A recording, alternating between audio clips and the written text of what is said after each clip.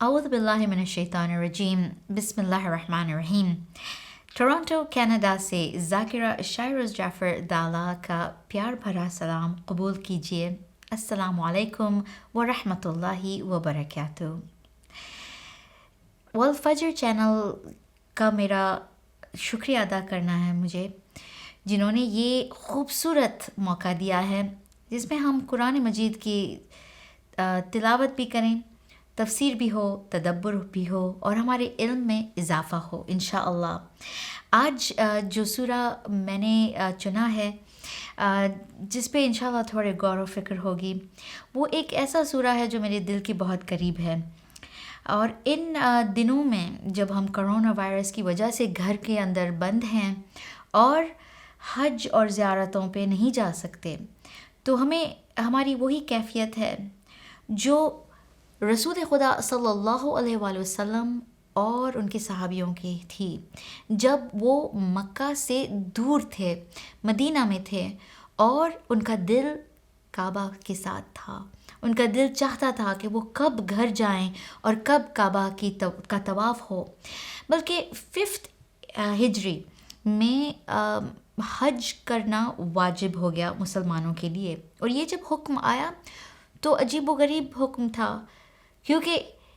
یہاں کہا جا رہا ہے کہ ہر مسلمان کو اپنی زندگی میں حج کے لیے جانا ہے اور طواف کرنا ہے، اور یہاں مسلمان کعبہ نہیں جا سکتے، مکہ نہیں آ سکتے۔ ان کے دشمن ان کے خون کے پیاسے ہیں، بلکہ ان پہ طرح طرح کے حملے ہوئے ہیں، اور وہ اپنی جان بچانے کے لیے شب ابو طالب میں بھی رہے اور اب وہ مدینہ میں تھے۔ تو یہ سورہ فتح، سورہ 48 جو کامیابی کا سورہ کہا جاتا ہے، سورہ آف وکٹری، وہ مدینہ میں نازل ہوا، اور اس وقت جب مسلمانوں کو حج جانا حکم بھی ہو گیا تھا لیکن مناسب بھی نہیں تھا، ناممکن تھا۔ اور ایسے میں رسول خدا صلی اللہ علیہ وآلہ وسلم کو ایک خواب آیا، اور اس خواب میں انہوں نے دیکھا کہ وہ اور ان کے صحابیوں سب اس خانہ کعبہ کا طواف کر رہے ہیں، احرام میں ہیں۔ یہ خوبصورت وعدہ دیکھا جب انہوں نے، تو انہوں نے اپنے صحابیوں کو بلایا اور کہا کہ میں نے خواب دیکھا ہے کہ ہم سب کعبہ جانے والے ہیں اور ہم طواف کرنے والے ہیں، ہم مکہ واپس جائیں گے۔ صحابیوں نے سب نے کہا کہ ایسا کیسے ہو سکتا ہے یا رسول اللہ، جو لوگ ہم پہ حملہ کر رہے ہیں کہ ہمارے عزیزوں کو انہوں نے قتل کر دیا ہے، شہید کر دیا ہے، ہمارے خون کے پیاسے ہیں، کیسے ہو سکتا ہے کہ ہم کبھی بھی ہماری زندگی میں مکہ جائیں۔ رسول خدا صلی اللہ علیہ وآلہ وسلم نے فرمایا کہ یہ ہوگا، بلکہ یہ آپ حکم ہی سمجھ لیں کہ میرے رب نے مجھے یہ جو منظر میری آنکھوں کے سامنے میں نے دیکھا ہے، جو منظر مجھے دکھایا ہے، یہ ایک حکم میں سمجھتا ہوں، اور چلیں ہم سب تیاری کریں تاکہ ہم خانہ کعبہ کی طرف جائیں۔ صحابیوں کی کیفیت تھوڑی بہت فکر مند ہو گئے اور پریشان ہو گئے، اور ایسے بھی تھے جنہوں نے کہا کہ ہم ہرگز نہیں آئیں گے ساتھ میں۔ اب انہوں نے بہانہ کرنے شروع کر دیا۔ انہوں نے کہا کہ ہماری ذمہ داریاں ہیں، ہم کیسے ہماری بیویاں اور بچوں کو چھوڑیں، ہم اپنے مال کو کیسے، ہمارے بزنس ہیں، تجارت ہے، یہ ہے وہ ہے۔ دوسروں نے کہا کہ ہم بیمار ہیں، ہم نہیں آ سکتے۔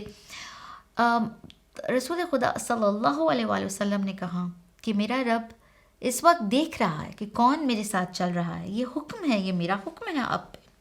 اور اس سورہ میں ہم دیکھتے ہیں کہ مومن اور منافق کی پہچان ہو رہی ہے۔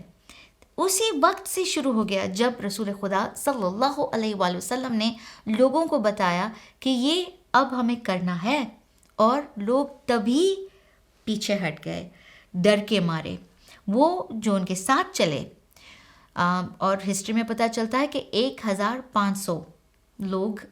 ماشاءاللہ ان کے ساتھ چلے، لیکن ان کو پتہ تھا کہ ان کے سامنے بہت ہی خطرہ ہے، ان کو احرام پہننا،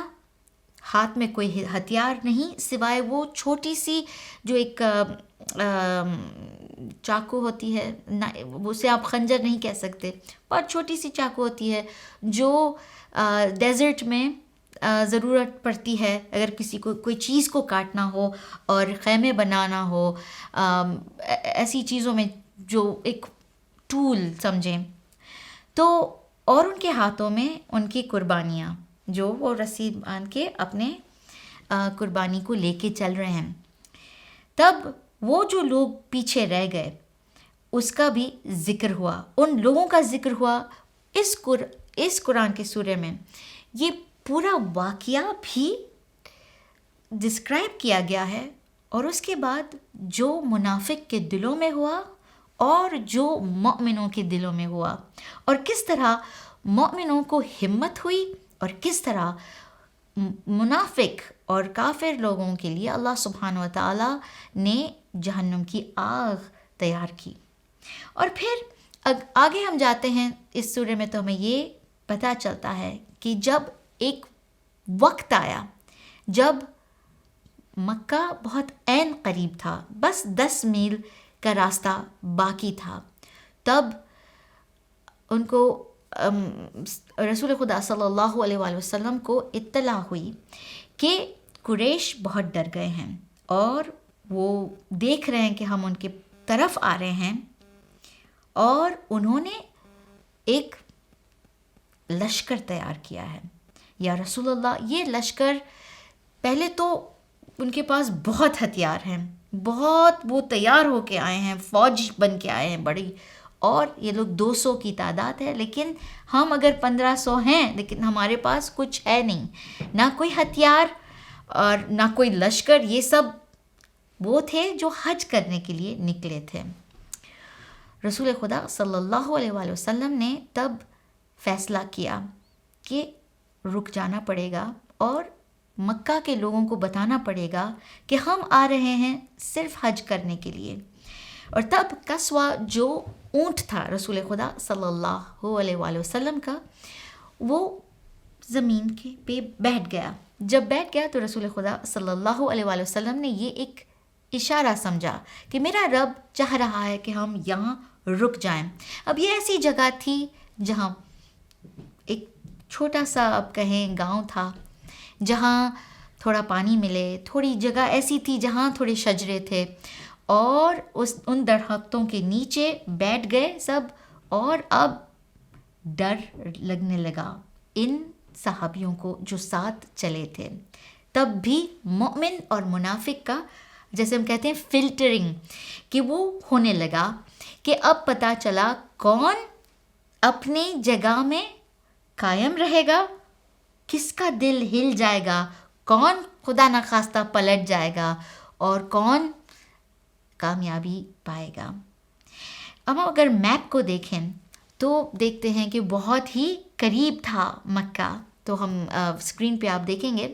کہ مدینہ سے نکلے تھے یہ 1400 یا 1500 مسلمان، اور مکہ بہت ہی قریب تھا. اور اس چھوٹی جب جگہ میں رکے ہیں تو یہ حدیبیہ اس کا نام تھا، اور وہاں جب انتظار کر رہے تھے تو رسول خدا صلی اللہ علیہ وآلہ وسلم نے اپنے ایمبیسڈر، ایک صحابی تھا، اسے بھیجا کہ آپ جائیے اور ان لوگوں کو بتائیے کہ ہم کوئی جنگ کرنے نہیں آئے، ہم صرف حج کرنے آئے ہیں جو ہمارے پہ اب واجب ہو گئی ہے. اب وہ جب ایمبیسڈر جب گئے تو ان کے ساتھ بہت برا سلوک کیا قریش نے،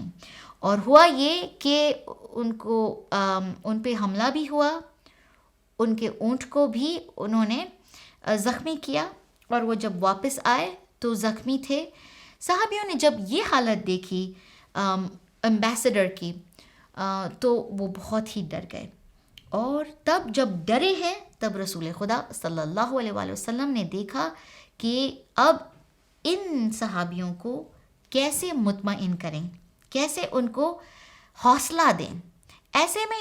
قریش نے بھی ایک ایمبیسڈر بھیجا، اور ایسے میں 3 آئے اس سائڈ سے. قریش نے 3 لوگ اسپیشلی بھیجے، اور ہر ایک بس یہی کہنے آیا تھا کہ آپ واپس پلٹ جائیں، ہم آپ کو ہرگز مکہ آنے نہیں دیں گے. اور ان کو ڈرانے بھی کی کوشش کی، اور رسول خدا صلی اللہ علیہ وآلہ وسلم سے کہا کہ آپ ان لوگوں کو لے کے آئے ہیں، ایک تو ان کے پاس کوئی ہتھیار نہیں، لیکن ان کے چہرے سے صاف ظاہر ہے کہ یہ بہت ڈرے ہوئے ہیں. یا رسول اللہ، یہ لوگ آپ کو چھوڑ دیں گے، آپ کو میدان جنگ میں چھوڑ دیں گے. جب آپ پہ حملہ ہوگا قریش کا تو یہ لوگ سب آپ کے ساتھ نہیں رہیں گے. جب ایمبیسڈرز چلے گئے تب رسول خدا صلی اللہ علیہ وآلہ وسلم نے اپنے صحابیوں کو ایک شجرہ کے نیچے بلایا اور ان سے کہا کہ ایسا لگ رہا ہے کہ آپ ہمیں چھوڑ دیں گے، بلکہ یہ لوگ کہہ رہے ہیں کہ آپ ہمارے ساتھ نہیں رہیں گے، آپ ڈر کے مارے بھاگ جائیں گے. دیکھیں منزل بہت عین قریب ہے، ہم صرف 10 میل دور ہیں مکہ سے، آپ کیوں ڈر رہے ہیں؟ اور آپ یہ سوچیں کہ میرا رب ہمارے ساتھ ہے، اور یہ حکم ہے میرے رب کا، آپ کے رب کا، اور اگر آپ ایمان لائے ہیں تو ضروری ہے کہ آپ اس جگہ سے نہ ہلیں، آپ کو یہاں قائم رکھنا ہے، اپنے آپ کو ثابت قدم سے آگے بڑھنا ہے. اور تب رسول خدا صلی اللہ علیہ وآلہ وسلم نے وعدہ لیا مسلمانوں سے، اور جب وعدہ لیا تب اللہ سبحانہ و تعالیٰ کی خوشنودی ان صحابیوں نے پائی. لیکن ایک شرط تھی کہ وہ لوگ جو اس وقت وعدہ کیے ہیں اب وہ کبھی آپ کا ساتھ نہیں چھوڑیں گے، نہ آپ کے کبھی بھی فرمان کے ساتھ کبھی بھی کوئی نافرمانی کرنا، اور کبھی بھی نہ پلٹ جائیں گے کبھی بھی. یہ سب شرط ہوگی تو ہی ان لوگوں کو ہمیشہ ہمیشہ کے لیے اللہ سبحانہ و تعالیٰ معاف کرے گا. جو ان کے پہلے گناہ تھے وہ بھی معاف ہو جائیں گے، جو آنے والے گناہ ہیں وہ بھی معاف ہو جائیں گے، مطلب کہ یہ لوگ سب جنت ان کو نصیب ہوگا. ایسے میں پھر جب سہیل آئے قریش سے اور انہوں نے کہا کہ ہم اب چاہ رہے ہیں کہ ہم جانیں کہ آپ کو کیا چاہیے، تب رسول خدا صلی اللہ علیہ وآلہ وسلم نے ان کو بٹھایا اور کہا دیکھیں ہم صرف حج کرنے آئے ہیں. سہیل نے کہا کہ اب آپ اگر آئے ہیں تو ہم آپ کو آج آنے نہیں دیں گے، آپ کو اس وقت پلٹ جانا ہے، لیکن ہم آپ کو آنے والے سال میں آنے کی اجازت دیتے ہیں، اور شرط یہ ہے کہ اب آپ اس کے بعد یہ چیزیں ہمارے ساتھ شرط میں قبول کریں گے ہمارے ساتھ. اسے کہتے ہیں ٹریٹی. اور تب ٹریٹی جب بنی تو یہ مشہور واقعہ ہو گیا ٹریٹی آف حدیبیہ. جیسے آپ نے میپ میں دیکھا ٹائٹل تھا ٹریٹی آف حدیبیہ. یہ ہوا اسی جگہ میں، حدیبیہ کے جگہ میں، جہاں رسول خدا صلی اللہ علیہ وآلہ وسلم ان کے صحابیوں کے ساتھ 10 میل دور تھے، اور انہوں نے یہ شرط قبول کی. شرط جب قبول کی تو جو صحابی ساتھ تھے انہوں نے بھی اس چیز سے ناراضگی کا اظہار کیا، اور انہوں نے یہ کہا کہ ایسے بھی تھے جن کو یہ ٹھیک نہیں لگا کہ رسول خدا صلی اللہ علیہ وآلہ وسلم نے کیوں قبول کیا کہ اس بار ہم نہیں آئیں گے اور ہم پلٹ کے جائیں گے. ایسے میں تب پھر مومن اور منافق کی پہچان ہونے لگی، اور رسول خدا صلی اللہ علیہ وآلہ وسلم نے یاد دلایا کہ یہ میرے رب نے مجھ سے حکم کیا ہے، اور ہم وہی کرتے ہیں جو ہمارا رب ہم سے کہتا ہے. اور اس کے بعد جب واپس جا رہے تھے تب اللہ کے رسول محمد مصطفیٰ صلی اللہ علیہ وآلہ وسلم کو ایک خوبصورت اطلاع ہوئی، اور یہ سورہ کی آیت جب نازل ہوئی، انا فتحنا لکا فتحا مبینا، اے رسول ہم نے آپ کو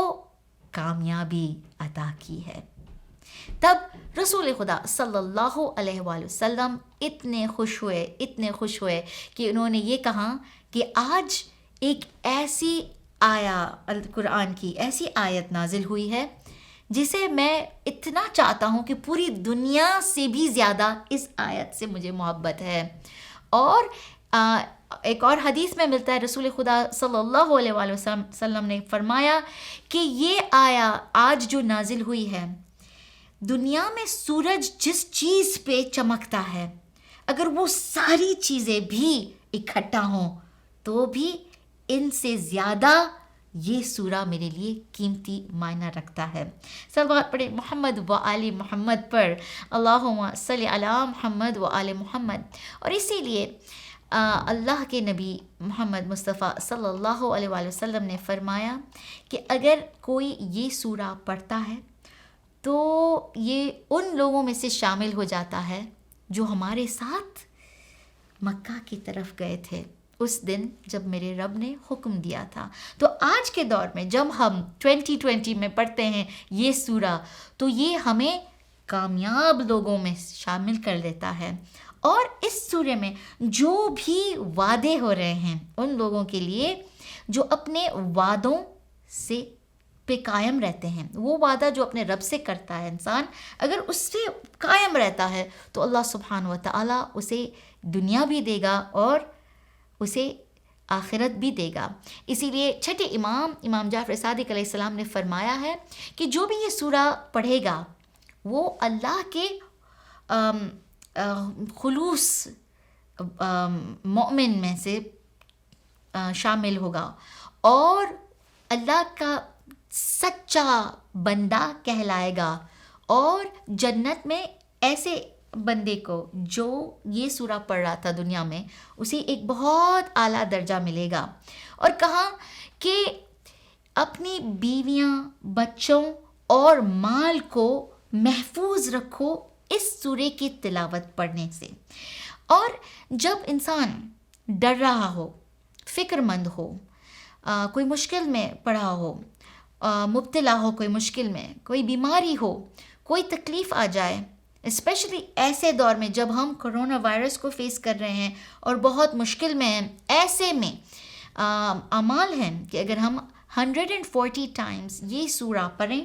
تو ہماری مشکل کا حل ہو جاتا ہے۔ اور بہت سارے لوگوں نے بتایا ہے اور یہ ہم نے اپنی آنکھوں سے بھی دیکھا ہے کہ یہ سورے سے معجزے ہوتے ہیں، کورٹ کیسز جو ہونے والے ہیں وہ بھی ٹل جاتے ہیں، بیماریاں مٹ جاتی ہیں، مشکلیں آسان ہو جاتی ہیں۔ اور حدیثوں میں ہمیں ملتا ہے کہ جنگ کے وقت یا کوئی پولیٹیکل ایسا انریسٹ ہو، وار ہو، یہ سورے کو اپنے ساتھ رکھنا ایک اب سمجھے ایک تعویذ ہے، اس سے انسان محفوظ رہتا ہے۔ اور پانی پہ اگر یہ سورہ پڑھا جائے اور اسے پیا جائے تو دل کے مریض کی بیماری چلی جاتی ہے، ان کے دل میں جو بھی پرابلم ہیں وہ بھی چلے جاتے ہیں۔ اور سفر کے وقت اگر کوئی اس سورے کو پڑھتا ہے تو وہ پورے اپنے سفر میں محفوظ رہتا ہے۔ صلوات پڑھیں محمد و آل محمد پر، اللہم صلی علی محمد و آل محمد۔ سورہ فتح میں بہت سارے خوبصورت وعدے ہیں، اور یہ سورے کو جب ہم شروع کرتے ہیں سورہ 48 تو یہ سورہ جو کامیابی کا سورہ ہے اس میں اللہ سبحانہ و تعالیٰ اپنے رسول محمد مصطفیٰ صلی اللہ علیہ وآلہ وسلم، صحابیوں اور ہم سب کو جو یہ سورہ پڑھ رہے ہیں ان کے ساتھ بہت سارے وعدے کرتا ہے، بہت خوبصورت وعدے ہیں۔ بلکہ اگر ہم یہ سورے کے اباؤٹ 8، 9، 10 آیا کو دیکھیں تو یہ وعدوں پہ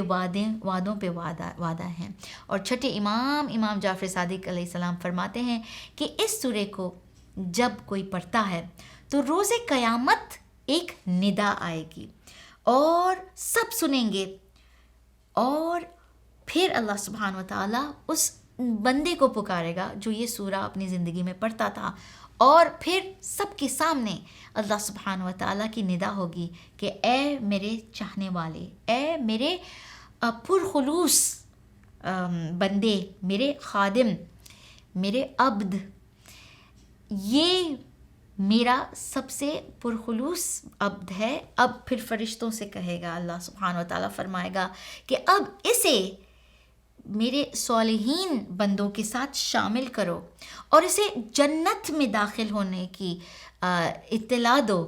اور اسے کوثر کا پانی پلاؤ جو صرف جنت کے لوگوں کو ملتا ہے، اور ایسے باغ اور ایسی خوبصورت جگہ میں ان کو ہمیشہ ہمیشہ رہنے کی اجازت مل رہی ہے اس وقت۔ صلوات اللہم صلی علی محمد وآل محمد۔ تو یہ سورہ جب آیا تو رسول خدا صلی اللہ علیہ وآلہ وسلم کے لیے ایک چین اور راحت اور بالکل آرام محسوس کرنا تھا ان کے لیے، کہ جب ان کو یہ سورہ کی تلاوت ہوئی ہے اور آیتیں نازل ہوئی ہیں تو رسول خدا بالکل مطمئن ہو گئے، اور ان کو بہت ہمت ہوئی ہے، اور ان کو اللہ سبحانہ و تعالیٰ نے آنے والے کامیابی کی اطلاع دی کہ اب ایسی کامیابی ہوگی جو بہت واضح ہوگی، وہ جو بہت نظر آئے گی، جو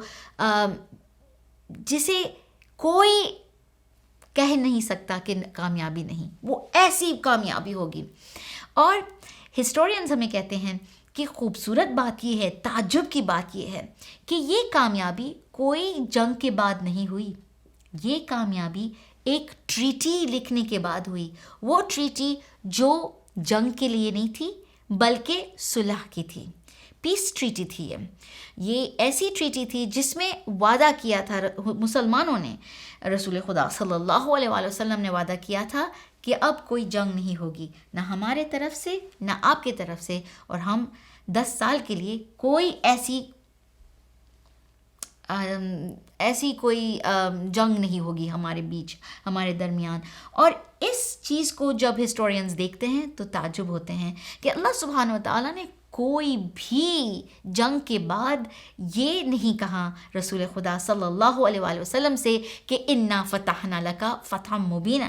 اور بس اس ٹریٹی کے بعد اللہ نے یہ اطلاع دی مسلمانوں کو کہ اب عین قریب بہت بڑی یہ جو ہوا ہے کامیابی ہوئی ہے، کہ اب آپ کے ساتھ کوئی حملہ نہیں ہوگا، اب آپ کو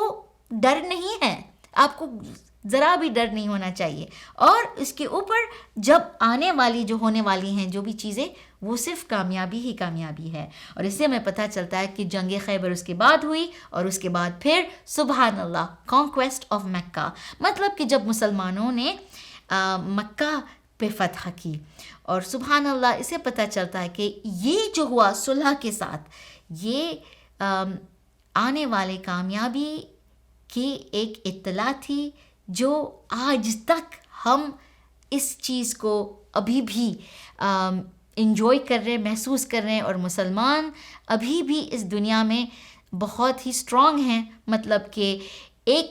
ہر ایک 5 میں ایک مسلمان ہیں۔ اور خوبصورت بات یہ کہ جب رسول خدا صلی اللہ علیہ وآلہ وسلم جب گئے مکہ کی طرف اپنے صحابیوں کے ساتھ تو تب تھے 1400 یا 1500، یہ ہمیں 2 نمبرز ملتے ہیں، یا تو 1400 یا تو 1500 لوگ تھے۔ لیکن جب صرف 3 سال کے بعد جب آئے ہیں کانکویسٹ آف مکہ کرنے، مکہ کی فتح ہوئی، تو تب ہوئے ساتھ ان کے 10,000 صحابی۔ صلوات پڑھے محمد و آل محمد پر، اللہم صلی علی محمد و آل محمد۔ تو ہمیں یہ ملتا ہے کہ اللہ سبحانہ و تعالیٰ ایک وعدہ کرتا ہے اپنے رسول صلی اللہ علیہ وآلہ وسلم سے، اور جب انا فتحنا لک فتحا مبینا کی ندا آئی تو اللہ سبحانہ و تعالیٰ نے فرمایا اپنے رسول سے کہ اب آپ کے ساتھ ایک ایسی کامیابی ہوگی، اور اللہ وعدہ کرتا ہے وَيَنْصُرَكَ اللَّهُ نَصْرًا عَزِيزًا، کہ آپ کو بہت ہی مدد ملنے والی ہے۔ اور اس سورہ کے آخری 1-2 آیات میں جب ہم دیکھتے ہیں اینڈنگ میں، تو اللہ سبحانہ و تعالیٰ ایک اور وعدہ کرتا ہے کہ اے میرے رسول، آپ کے ساتھ یہ جو ہوا ہے، جو اللہ نے آپ کو بھیجا ہے، اس سورہ میں صرف 29 آیا ہے، بائی دا وے مدینہ میں ریویل ہوا ہے، اور مدینہ میں نازل ہوا 28 آیت جو almost the last one، اس میں یہ ہے کہ اللہ نے آپ کو اپنا رسول بنا کے بھیجا تاکہ آپ لوگوں کے لیے ہدایت بن سکیں، ہدایت کا ذریعہ، اور اسلام دینی حق بن جائے جو پوری دنیا کے اوپر ہو، اور سب مذہبوں سے سب سے اعلیٰ درجہ جس کا، اور اللہ سبحانہ و تعالیٰ ہر چیز پہ ایک گواہی دیتا ہے کہ یہ ہوگا ہی. اور جب ہم مفسرین کہتے ہیں کہ جب اللہ سبحانہ و تعالیٰ نے تب مسلمانوں کو یہ وعدہ کیا وَيَنْصُرَكَ اللَّهُ نَصْرًا عَزِيزًا، تو یہ وعدہ آج کے دور میں یہی ہے کہ ہمارے رسول محمد مصطفیٰ صلی اللہ علیہ وآلہ وسلم کو ابھی اس دور میں مدد آئے گی اس ہستی کے ساتھ جو آنے والے ہیں، جن کے ہم منتظر ہیں، المنتظر امام زمانہ عجل اللہ تعالی فرجہم شریف. اللہم صلی علی محمد وآل محمد. تو اس سورہ میں ہمیں اگر ہم کل ملا کے اس میں جو میسیجز ہیں، اس میں جو ہمیں کیا درس ملتا ہے اور کیسی عبرت ملتی ہے، تو ہمیں یہ پتہ چلتا ہے کہ اللہ سبحانہ و تعالیٰ جب اپنے بندوں سے کچھ بھی حکم کرتا ہے تو وہ ساتھ میں مدد بھی بھیجتا ہے، ہمت بھی دیتا ہے، مطمئن بھی کر دیتا ہے اور وعدہ بھی کرتا ہے، جس وعدے کو وہ نبھاتا بھی ہے اور انسان کو کامیاب کر دیتا ہے. وہ انسان جو اللہ کی راہ میں قربانی دینے کے لیے تیار ہو جاتا ہے، وہ پیچھے نہیں ہٹتا، وہ ڈرتا نہیں ہے، وہ آگے بڑھتا ہے، جانتا ہے میرا رب میرے ساتھ ہے، اور وہ اپنی منزل کو ہمیشہ اپنی نظر کے سامنے رکھتا ہے. اور جب ایسا کرتا ہے تو اللہ سبحانہ و تعالیٰ اسے مالا مال کر دیتا ہے، اس دنیا میں بھی آخرت میں بھی. اور وہ لوگ جو منافق ہوتے ہیں، جو منہ سے کہتے ہیں کہ ہم ایمان لاتے ہیں، لیکن جب اللہ کچھ حکم کرتا ہے، اللہ جب کوئی قربانی مانگتا ہے تو وہ جھجک جاتے ہیں، وہ ڈر جاتے ہیں، وہ پیچھے ہٹ جاتے ہیں. ایسے کو اللہ کہتا ہے، بتاتا ہے اس سورے میں کہ یہ نظر آ جاتا ہے کہ تمہارے دلوں میں کیا چھپا ہوا تھا. تم کچھ بولتے ہو اور کرتے ہو کچھ اور تمہارے دل میں کچھ اور ہی ہے. تو اس سورے میں بہت سارے وعدے ہیں ان لوگوں کے لیے جو اس دور میں حج کی طرف جا رہے تھے، اور ہمارے لیے جو اب ہیں اس دور میں بھی. ایک تو اللہ کے نبی محمد مصطفیٰ صلی اللہ علیہ وآلہ وسلم کو ایک واضح اور ایک ایسی کامیابی جو نظر آتی ہے، ایسے ہم انگلش میں کہتے ہیں مینیفیسٹ وکٹری، ایک ٹینجیبل وکٹری، جو چیز کو آپ دیکھ سکیں، چھو سکیں، نظر بھی آئے تو ہم کہیں یہ کامیابی ہی ہے، اس میں کوئی شک نہیں ہوتا. پھر مغفرت وہ انسان کے لیے جو اللہ کی راہ میں ثابت قدم رکھتا ہے اور آگے بڑھتا ہے، اس کے گناہ معاف ہوتے ہیں، آنے والے بھی گناہ معاف ہوتے ہیں، اسے ہدایت بھی ہوتی ہے. اس سورہ میں ہدایت کے بھی وعدے ہیں کہ پھر صراط مستقیم پہ ہدایت بھی، اور یہ سیکنڈ آیت میں مل جاتا ہے. تیسری آیت میں وَيَنْصُرَكَ اللَّهُ نَصْرًا عَزِيزًا، کہ پھر ایسی ہمت، ایسی ہیلپ، ایسی مدد. چوتھی، اور ان کے دل میں ایک سکون. چلے ہم اس سکون کے بارے میں دیکھیں جو چوتھی آیت میں ہمیں ملتا ہے، جب اللہ سبحانہ و تعالی مسلمانوں کو وعدہ کرتا ہے کہ هو الذی انزل السکینۃ فی قلوب المؤمنین لیزدادوا ایمانا مع ایمانہم وَلِلَّهِ جُنُودُ السَّمَاوَاتِ وَالْأَرْضِ. چلیں ہم اس آیت کی طرف جاتے ہیں. هو الذي أنزل السكينة في قلوب المؤمنين ليزدادوا إيمانا مع إيمانهم وَلِلَّهِ جُنُودُ السَّمَاوَاتِ وَالْأَرْضِ وَكَانَ اللَّهُ عَلِيمًا حَكِيمًا. وہی تو ہے جس نے مومنوں کے دلوں پر تسلی نازل فرمائی تاکہ ان کے ایمان کے ساتھ اور ایمان بڑھے، اور آسمانوں اور زمین کے لشکر سب اللہ ہی کے ہیں، اور اللہ جاننے والا اور حکمت والا ہے. تو ماشاء اللہ ہم دیکھتے ہیں، اور یہ اس سورے کی میرے لیے خاص بہت فیوریٹ آیا ہے. اس آیا سے مجھے تو بہت ہمت ہوتی ہے ہمیشہ، کیونکہ اس میں اللہ سبحانہ و تعالیٰ وعدہ کرتا ہے کہ وہ لوگ جو اللہ کی راہ میں آگے بڑھتے ہیں اور وہ جو اللہ کے حکم کو فالو کرتے ہیں، سر آنکھوں پہ اللہ کے ہر حکم کو، اور آگے بڑھتے ہیں اور پیچھے نہیں ہٹتے کبھی بھی. اللہ نے ان کے لیے کیا کیا ہے؟ اللہ نے ان کے دلوں میں سکینہ، سکون پیدا کیا. اور یہ سکون کیا ہوتا ہے؟ یہ سکون اس طرح ہوتا ہے کہ ان کے ایمان جو تھوڑا ایمان ہوتا ہے، تب ہم آگے بڑھتے ہیں کہ اللہ نے مثال کے طور پہ اگر اللہ چاہ رہا ہے کہ حجاب پہنو، اگر ہم نے پہلی بار یہ حجاب پہننے کی کوشش کی تو ہمارے دل میں ایک ڈر بھی ہوتا ہے، دل میں یہ طلب ہوتی ہے، امنگ ہوتی ہے کہ اللہ کو خوش کرے، لیکن انسان ڈر بھی رہتا ہے نا، ڈر بھی ہوتا ہے اس کے دل میں کہ لوگ کیا کہیں گے، کیا ہوگا، کیا میں یہ کر سکوں گی، یہ ہر ایک چیز جو دل میں آتی ہے. کوئی بھی اچھے کام کی طرف جب ہم جاتے ہیں تو ہمارا دل تھوڑا ہل جاتا ہے. اس وقت ہمارا ایمان جو تھوڑا ہوتا ہے، اللہ سبحانہ و تعالیٰ اس ایمان کو اور بھی بڑھا دیتا ہے، اس ایمان پہ اور ایمان آ جاتا ہے، اور اب وہ سکون جو دل میں آیا تھا جس سے ہم نے پہلا قدم لیا، وہ سکون اور بھی بڑھ جاتا ہے. اس لیے اللہ سبحانہ و تعالیٰ فرماتا ہے هو الذی انزل السکینۃ فی قلوب المؤمنین لیزدادوا ایمانا مع ایمانہم. سبحان اللہ. اور پھر ہم دیکھتے ہیں کہ یہ سکون کی بات اللہ سبحانہ و تعالیٰ بعد میں ایک اور بھی جگہ میں ہم دیکھتے ہیں کہ اللہ سبحانہ و تعالیٰ سکون کا ذکر کرتا ہے کہ وہ لوگ جو اللہ کی راہ میں اپنے رسول کے ساتھ وعدہ کرتے ہیں، اور وہ جو اس شجر کے نیچے اپنے رسول کے ساتھ ایک وعدہ کرتے ہیں، ان کے دل میں سکون آ جاتا ہے. اگر آپ کو یاد ہے، میں نے جب شروعات میں یہ بات کی تھی کہ اس وقت جب رسول خدا نے دیکھا کہ لوگ جو ساتھ آئے ہیں صحابی، ان کے دل، انہوں نے دیکھ لیا کہ وہ خوف زدہ ہیں، ان کے دل ہل رہے ہیں تھوڑا، اور وہ ڈر رہے ہیں کہ ایک تو ہمارا ایمبیسڈر مار پیٹ کھا کے آیا ہے واپس، اور یہ بار بار آ رہے ہیں ہمیں کہنے کے لیے کہ آپ لوگ جائیں، ہم آپ کے اوپر حملہ کرنے والے ہیں اور ہم آپ کو آنے نہیں دیں گے مکہ. تب رسول خدا نے ان کو مطمئن کرنے کے لیے وعدہ کیا اس شجرہ کے نیچے کہ دیکھیں، وعدہ کریں کہ آپ ہمیں چھوڑیں گے نہیں. تب اللہ کے یہ خوبصورت ایک محبت کا اظہار سمجھیں کہ اب یہ لوگ جنہوں نے آپ کے ساتھ یہ وعدہ کیا ہے اے رسول،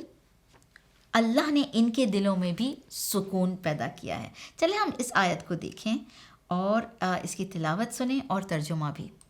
لقد رضي الله عن المؤمنين إذ يبايعونك تحت الشجرة فعلم ما في قلوبهم فأنزل السكينة عليهم وأثابهم فتحا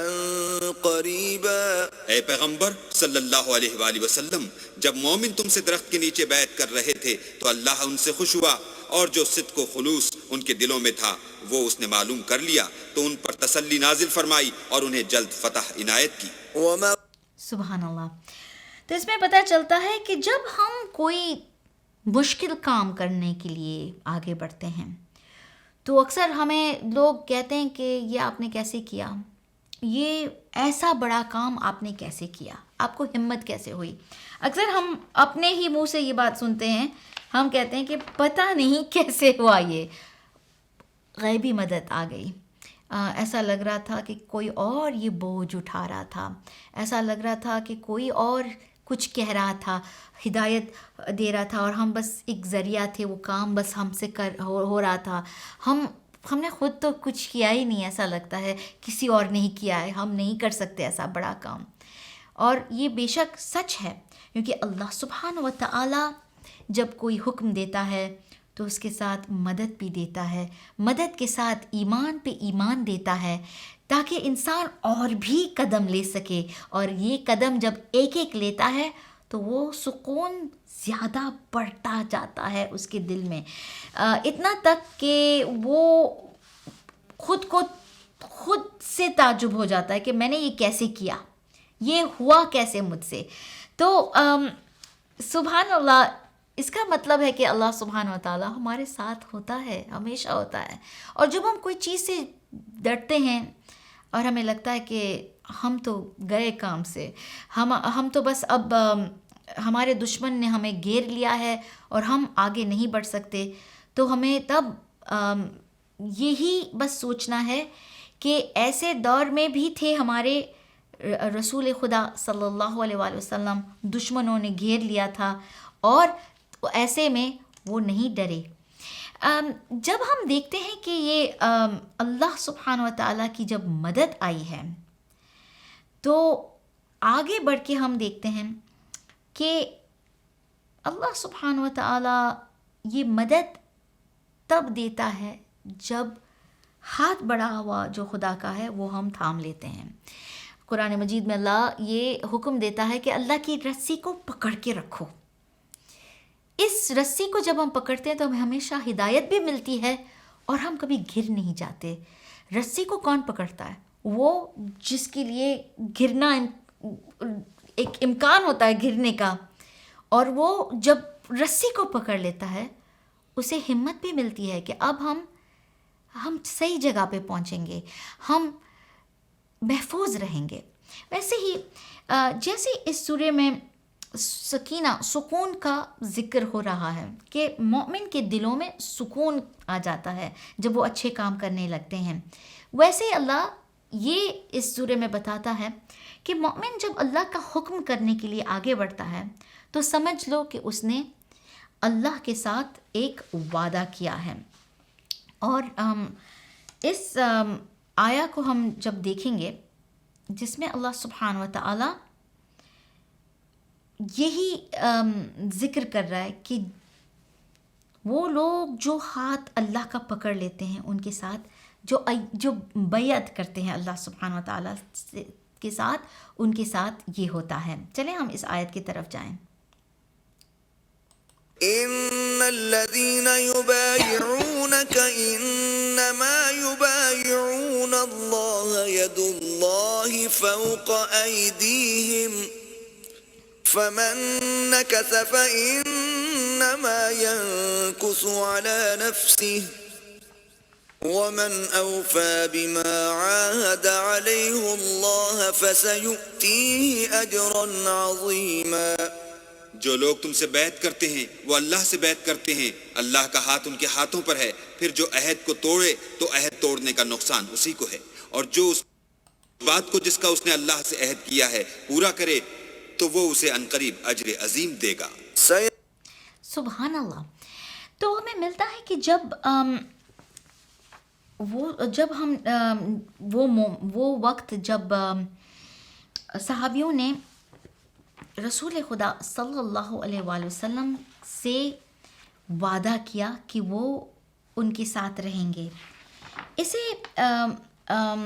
اس بیعت، یہ ایک وعدہ تھا۔ اس بیعت کا نام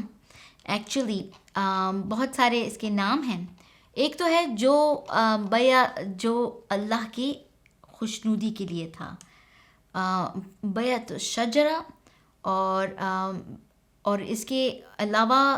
جو رضوان، بیعت الرضوان ہیں، اور وہ لوگ جنہوں نے یہ وعدہ کیا تھا ان کا نام بھی اصحاب الشجرہ ہو گیا۔ تو ایک تو ہے کہ بیعت الشجرہ، شجرہ کے نیچے ایک ان کا نام اصحاب الشجرہ ہو گیا، اور وہ لوگ جنہوں نے یہ بیعت دی ان کا نام ہے وہ لوگ جنہوں نے بیعت الرضوان کیا، وہ بیعت جو خدا کی خوشنودی کے لیے تھا صرف۔ اور اس آیا میں ہم نے دیکھا، جب ہم نے یہ دیکھا کہ اللہ سبحانہ و تعالیٰ نے خوبصورت بات کی کہ یہ بیعت جب تم نے کی تو تمہیں لگ رہا تھا کہ تمہارا ہاتھ ایک دوسرے کے اوپر تھا، اور یہ اس طرح بیعت دیتے تھے اس زمانے میں کہ جس کے ساتھ وعدہ ہو اس کے ہاتھ پہ ہاتھ، اور پھر سب ہاتھ اب ایک دوسرے کا ہاتھ کے اوپر رکھیں، تو بہت سارے ہاتھ جب ہو گئے اس کے بعد ایک اور ہستی کا بھی ہاتھ ساتھ آ گیا، اور تب اللہ سبحانہ و تعالیٰ نے فرمایا کہ ید اللہ فوق ایدیہم۔ تو چلیے ہم دیکھیں بیعت کیسے لگتی ہے جب ہم ہاتھ پہ ہاتھ جب ہوتا ہے تو بیعت کیسے لگتی ہے۔ جی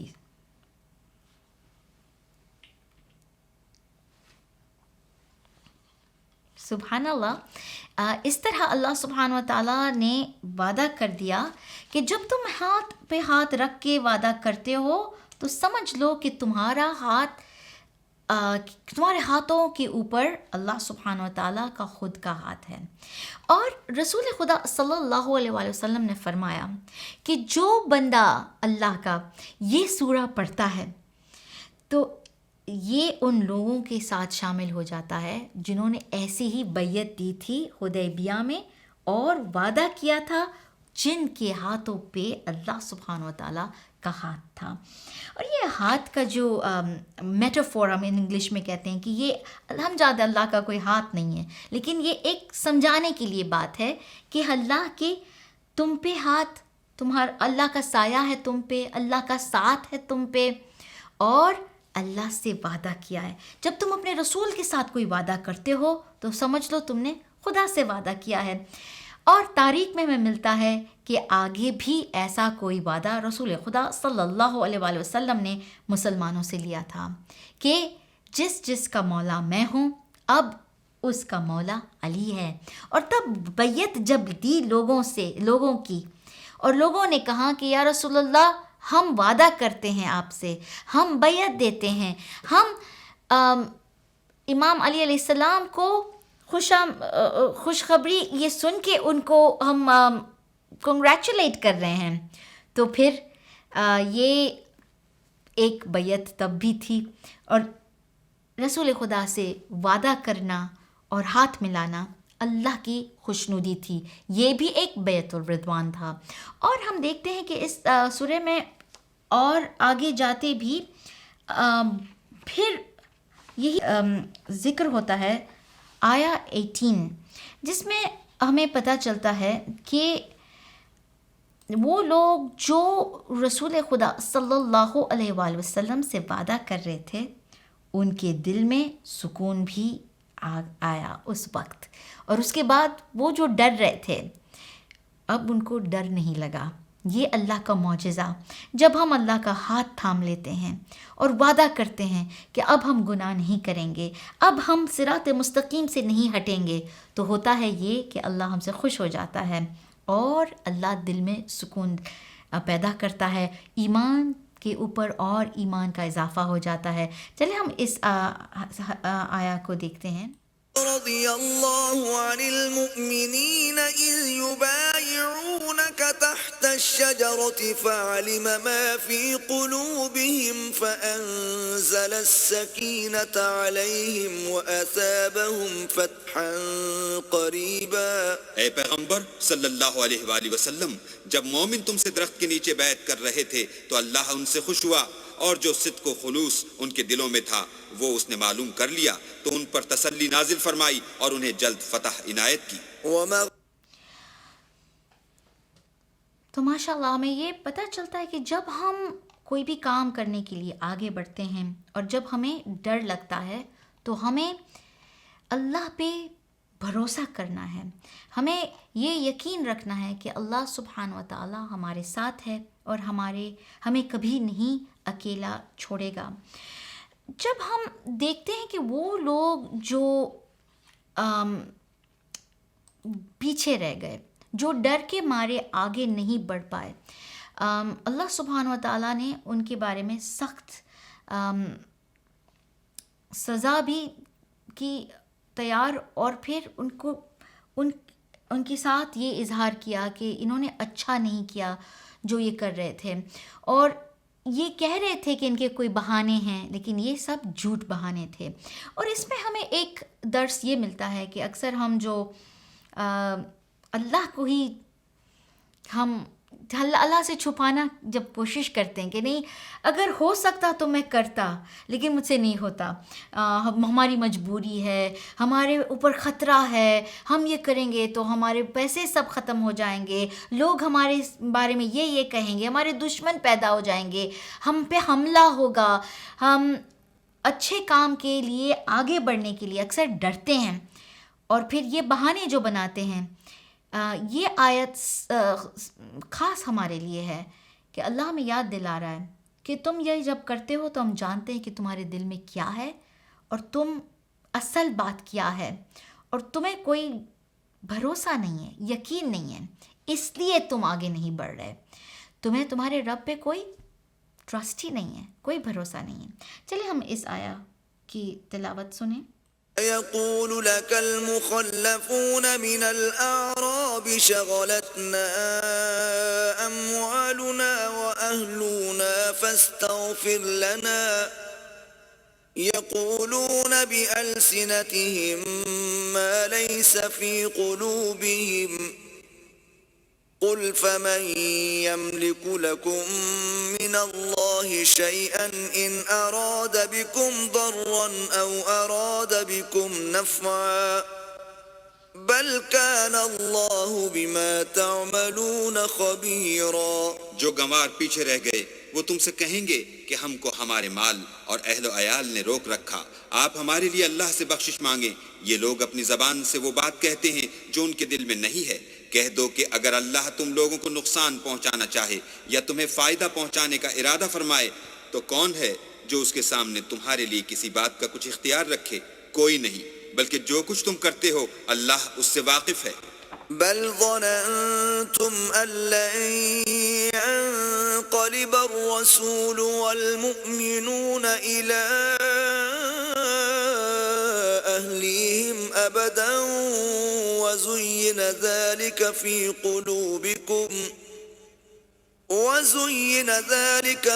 قلوبكم وظننتم ظن السوء وكنتم قوما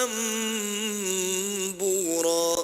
بات یہ ہے کہ تم لوگ یہ سمجھ بیٹھے تھے کہ پیغمبر اور مومن اپنے اہل و عیال میں کبھی لوٹ کر آنے ہی کے نہیں, اور یہی بات تمہارے دلوں کو اچھی معلوم ہوئی, اور اسی وجہ سے تم نے برے برے خیال کیے اور آخر کار تم ہلاکت میں پڑ گئے. تو جب ہمیں اللہ سبحانہ و تعالیٰ کا کوئی حکم ہوتا ہے اور وہ ایسی چیز ہوتی ہے جس سے ہمارا دل اس کام کرنے کے لیے آمادہ نہیں ہو سکتا, اور ہم ڈرتے ہیں اور ہمیں لگتا ہے کہ اب ہم اگر کریں گے تو ہماری کوئی عزت کم ہو جائے گی دنیا میں, یا تو لوگ ہمارے دشمن ہو جائیں گے, یا تو ہم خود خوش نہیں ہو پائیں گے کیونکہ ہمیں کچھ چاہیے, ہمارے نفس کے ساتھ کوئی لڑ رہا ہے, اندر ہمارے لڑائی ہو رہی ہے. تو ایسے میں ہمیں پتہ چلتا ہے کہ اللہ سبحانہ و تعالیٰ ان لوگوں کے ساتھ ہے جو اپنے صراط مستقیم کو نہیں چھوڑتے, جو اللہ کی رسی کو پکڑ کے رکھتے ہیں. وہ ہاتھ جو اللہ کے ساتھ وعدہ کرتا ہے وہ اللہ کے ہاتھ کو پکڑ کے رکھتا ہے, اور اللہ کا سایہ, اللہ کی محبت, اللہ کی تسلی دینا, اس سے اسے اور ہمت ہوتی ہے. وہ لوگ جو پیچھے رہ جاتے ہیں اللہ ان کے دلوں میں دیکھ جاتا ہے, جان جاتا ہے کہ یہ ان کے جھوٹے وعدے بھی تھے, جھوٹے بہانے بھی ہیں, اور ان کا ایمان بھی جھوٹا ہے. تو ہم جب صبر کرنے کی کوشش کرتے ہیں تو تھوڑا ہمیں سمجھنا ہے کہ صبر وہ ہے کہ گناہ سے بھی دور رہے انسان, غصہ نہ کرے اور اچھے کام بھی کرتا رہے, جب تک کہ اکثر اس کے دل میں آتا ہے کہ یہ مجھے کام کرنے سے کچھ ملتا نہیں ہے تو بھی وہ کرتا رہتا ہے, وہ بھی ایک صبر ہے. اور مشکل میں بھی ہمت کر کے آگے بڑھنا, اچھے کام کرنا. جو صبر کرتا ہے وہ کبھی کفر کے لفظ نہیں بولتا, وہ ہمیشہ جو تنگی میں آتا ہے, پرابلمز میں آتا ہے, وہ اللہ کا شکر کرتا ہے, اور وہ جانتا ہے کہ اللہ ہماری محبت کا امتحان لے رہا ہے. اور جس کا امتحان ہو رہا ہے وہ کبھی شکایت نہیں کرتا, وہ کبھی بیزار نہیں ہوتا, وہ کبھی دکھ کا اظہار کر کے اللہ کے بارے میں کفر کہنا, جھوٹ بولنا, اللہ کے یہ بارے میں کہنا کہ اللہ میری مدد نہیں کرتا, اللہ نعوذ باللہ مجھے بھول گیا ہے, اللہ کو بس میں ہی ملی ہوں دکھ دینے کے لیے. اس سے برکتیں ہم سے دور بھاگتی ہیں. اور جیسے ہم اکثر بچوں کو جب کچھ وعدہ کرتے ہیں کہ تم یہ کرو گے تو تمہیں ہم یہ دیں گے, تمہیں یہ انعام دیں گے, اور وہ بچہ جو بار بار آئے پوچھنے کے لیے کہ کہاں ہے میرا انعام, آپ نہیں دیں گے, نہیں آپ جھوٹ بول رہے ہیں, نہیں مجھ سے نہیں ہوتا, نہیں میں تھک گئی ہوں, نہیں میں نہیں کر پاتا, یہ سب کرتے کرتے ہم اللہ سبحانہ و تعالیٰ کے سامنے ایسے ہی لگتے ہیں. وہ بچہ جو بھروسہ نہیں رکھتا, وہ جو سمجھتا ہے کہ نہیں آپ اپنے وعدے سے پلٹ جائیں گے، آپ جھوٹ بول رہے ہیں، آپ میری محنت نہیں دیکھ رہے، تو ہمیں ہمیشہ قائم رہنا ہے۔ چوتھے امام زین العابدین علیہ السلام فرماتے ہیں کہ جب بھی کوئی مومن کوئی مشکل کا سامنا کرتا ہے لیکن وہ 3 دن تک کچھ نہیں شکایت کرتا، وہ کچھ دکھ کا اظہار نہیں کرتا، وہ صبر کرتا ہے، وہ محنت کرتا ہے، چاہے وہ پسینہ ہو یا وہ آنسو ہو، وہ محنت کرتا ہے، وہ شکایت نہیں کرتا، تو اللہ سبحانہ و تعالیٰ اس کا جو پرابلم ہے، اس کی جو مشکل ہے، اس کا حل اسے دے دیتا ہے۔ تو ہمیں پتہ چلتا ہے کہ صبر کرنا خاموش رہنا ہے، اور جیسے وہ صحابیوں جو ساتھ تھے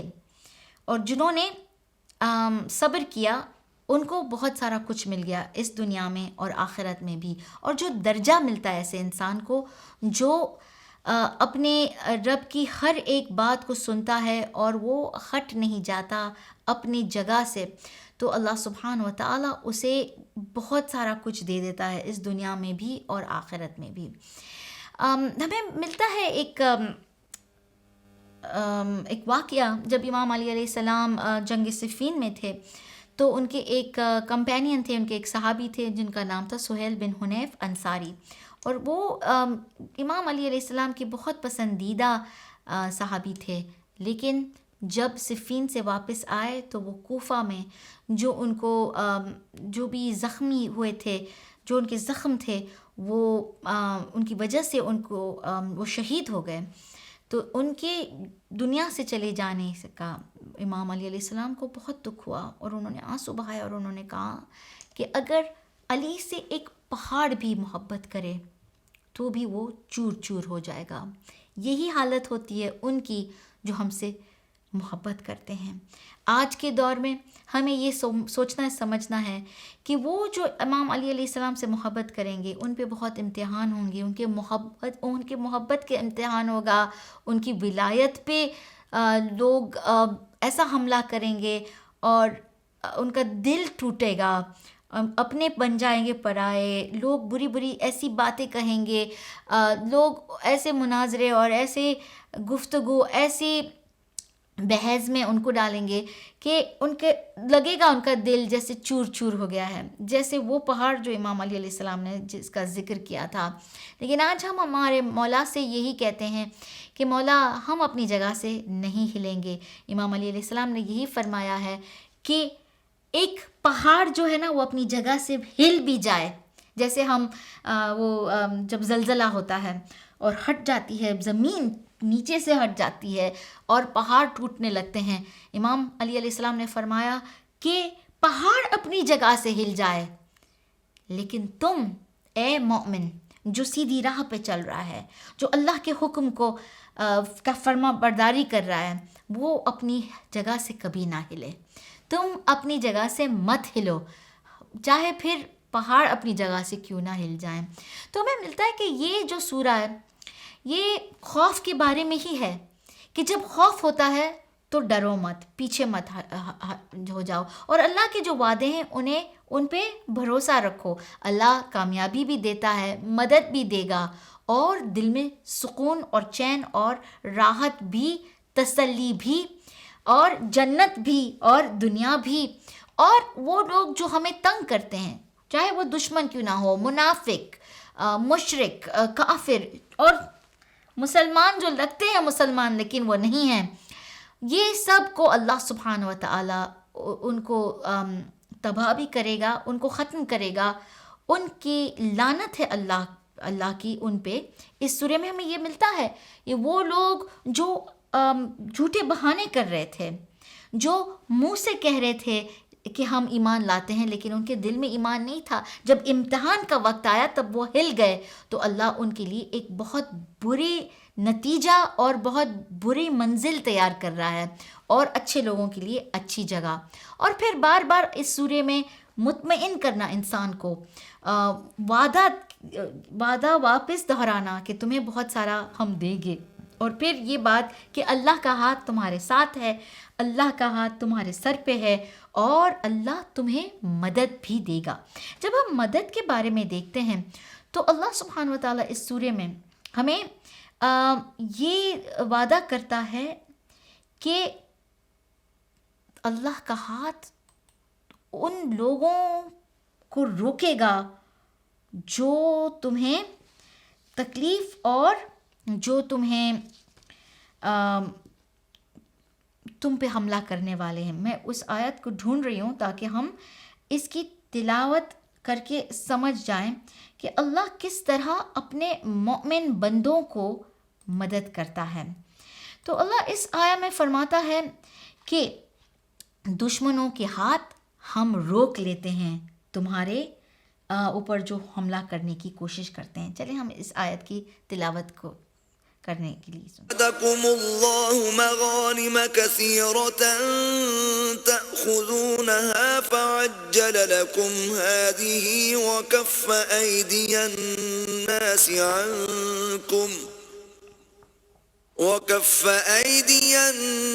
عنكم ولتكون آية للمؤمنين ويهديكم صراطا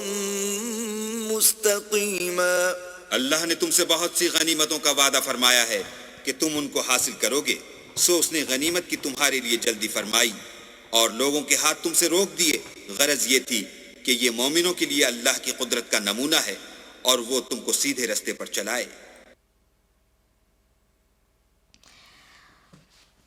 تو جب ہم پہ کوئی حملہ کرنے کی کوشش بھی کرتا ہے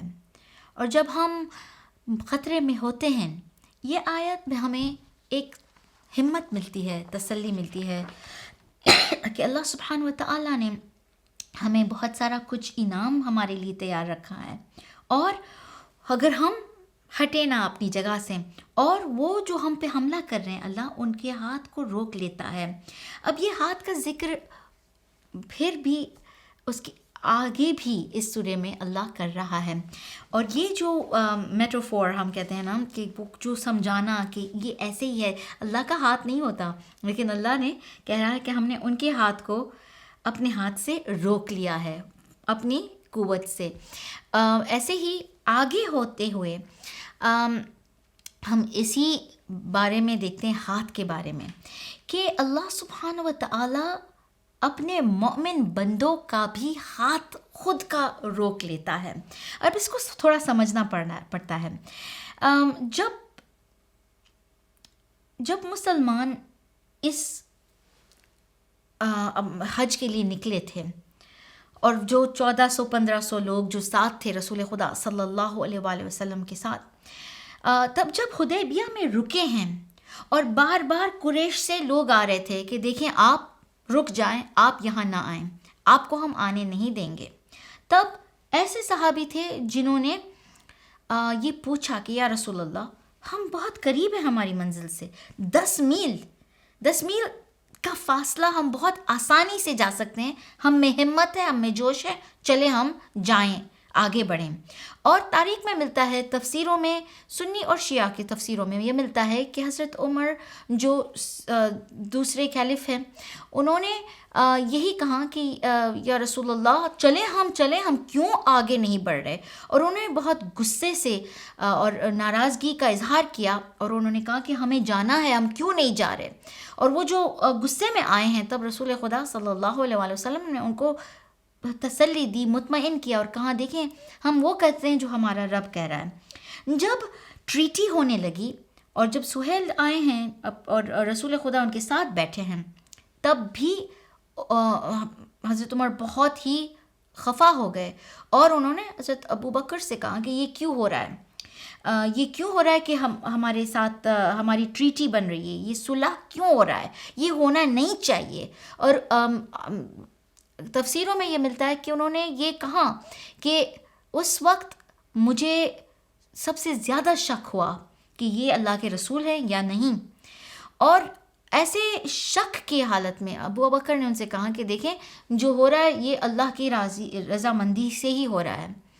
تب ہمیں پتہ چلتا ہے کہ اللہ سبحانہ و تعالیٰ اس سورے میں مومنوں کو سمجھا رہا ہے کہ کیوں تمہیں آگے بڑھنے کے لیے اس وقت ہم نے اجازت نہیں دی، کہ جب قریش بیچ میں آ گئے تو ہم نے یہ حکم دیا کہ تم پلٹ جاؤ، تم واپس جاؤ. اس کا بھی ایک راز تھا, اس میں بھی ایک اللہ کی مصلحت تھی,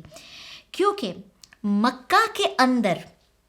ایسے لوگ بھی تھے جو تقیہ میں تھے,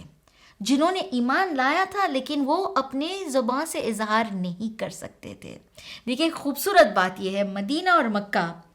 مدینہ میں ایسے لوگ تھے جنہوں نے زبان سے کہا تھا لا الہ الا اللہ محمد رسول اللہ, لیکن جب امتحان کا وقت آیا تو انہوں نے بہانہ کیا اور پتہ چلا کہ یہ ایمان نہیں تھا, یہ منافق تھے, کہ جب اب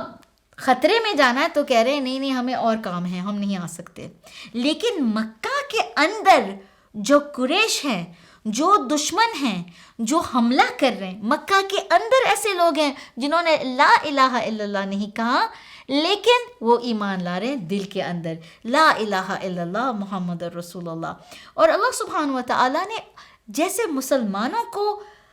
حفاظت کی اور ان کو محفوظ رکھا کہ یہ دشمن تم پہ حملہ نہ کریں, ہم تمہیں محفوظ رکھ رہے ہیں حالانکہ تمہارے پاس کوئی ہتھیار بھی نہیں ہے,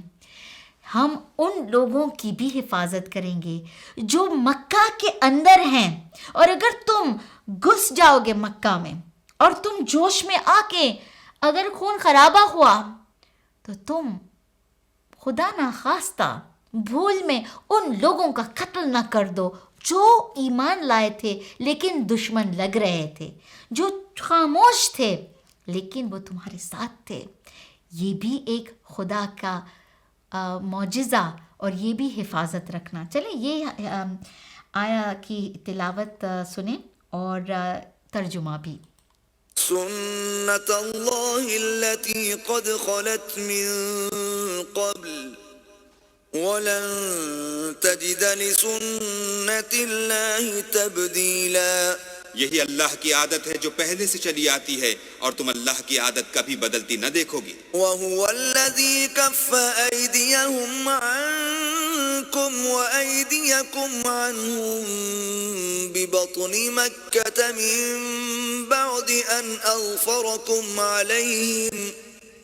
وكان الله بما تعملون بصيرا. اور وہی تو ہے جس نے تم کو ان کافروں پر فتح یاب کرنے کے بعد سرحد مکہ میں ان کے ہاتھ تم سے اور تمہارے ہاتھ ان سے روک دیے, اور جو کچھ تم کرتے ہو اللہ اس کو دیکھ رہا ہے.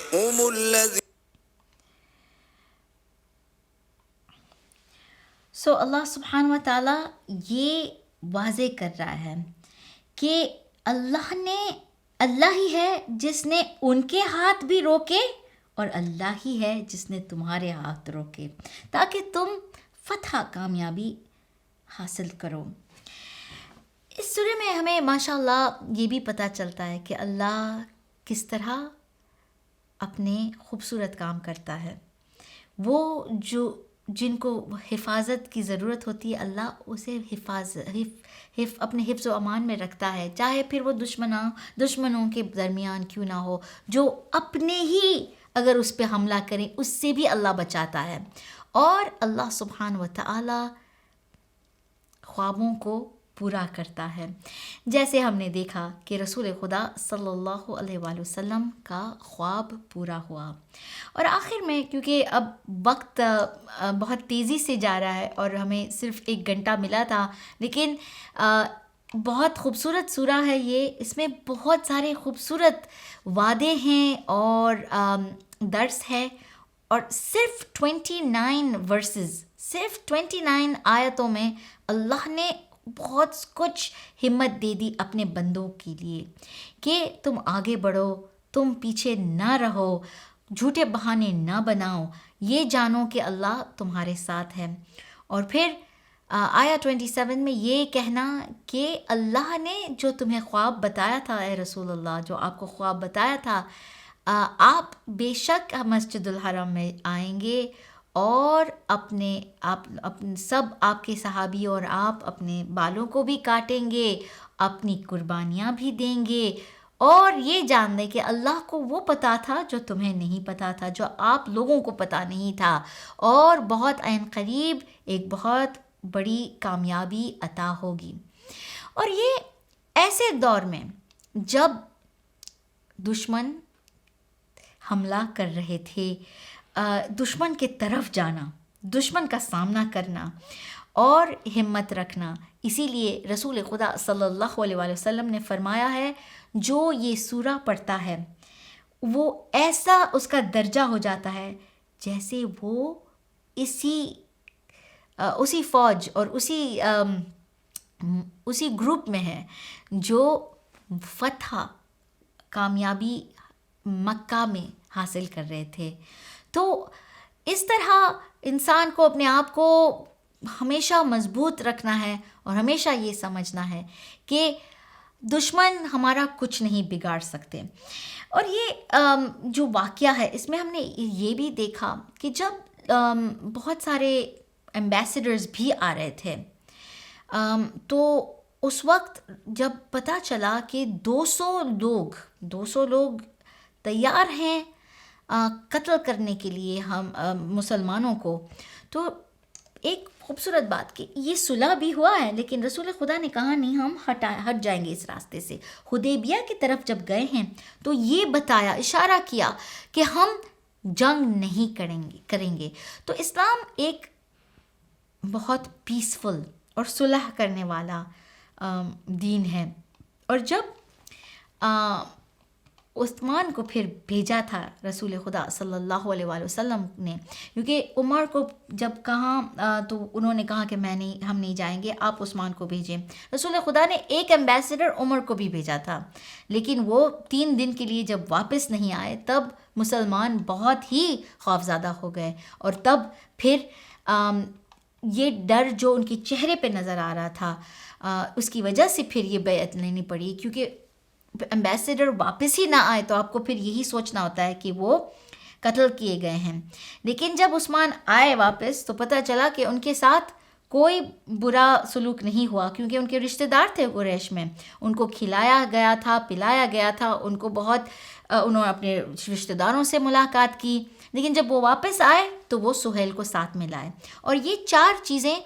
जो खास डिसाइड हुई, जो तय हुई, जिस पे हज़रत उमर को बहुत ही नाराज़गी का इजहार करना पड़ा। और जो शक उन्होंने इजहार किया कि तब मुझे इतना ज़्यादा शक हुआ जितना कभी इतना नहीं हुआ था, मतलब कि पहले भी शक हुआ था। सो पहले ये कि जो ये चार चीज़ें जब देखते हैं हम तो ऐसा लगता है कि ये कोई कामयाबी नहीं है, ये तो बस मुसलमान के लिए एक एक्चुअली लॉस है, ये तो खसारे में हैं। लेकिन नहीं, जब हम गौर से देखते हैं, जैसे रसूल खुदा सल्लल्लाहु अलैहि वसल्लम ने बहुत दूर की नज़र से देखा था। पहली बात ये कि अब जंग 10 साल के लिए ख़त्म, ना आप हम पे हमला करेंगे ना हम आप पे। अब वो लोग जिनको जंग का बहुत शौक़ था वो कह रहे थे कि ये क्या है, हमें उनको कत्ल करना है, हमें अंदर जाना है, हमें ये सब ख़त्म करके अब ये सिलसिला ख़त्म करना है। रसूल खुदा सल्लल्लाहु अलैहि वसल्लम ने बहुत खूबसूरत बात समझी ये और कहा कि हमें कहाँ जंग करनी है, हम बस इबादत करना है, हमें बस इस्लाम को फैलाना है। और ये 10 साल अगर हमें मिल रहे हैं तो इससे बेहतर कोई चीज़ नहीं हो सकती। और रसूल खुदा सल्लल्लाहु अलैहि वसल्लम को ये भी मालूम था कि ये लोग जो दुश्मन हैं, जो खून के प्यासे हैं, जिनकी आदत है लड़ाई, जंग और फसाद, ये पीस ट्रीटी को फॉलो नहीं कर सकेंगे। और वैसा ही हुआ कि 3 साल के अंदर कुरैश के साइड से कुछ ऐसा हमला हुआ, कुछ ऐसे गुस्ताखी और गद्दारी हुई है कि रसूल खुदा सल्लल्लाहु अलैहि वसल्लम ने कहा कि अब ये ट्रीटी, अब ये ख़त्म, अब हम आएंगे और अब मक्का हमारा होगा। और मक्का ऐसे ही हुआ कि मक्का की फतह हुई और कामयाबी हुई।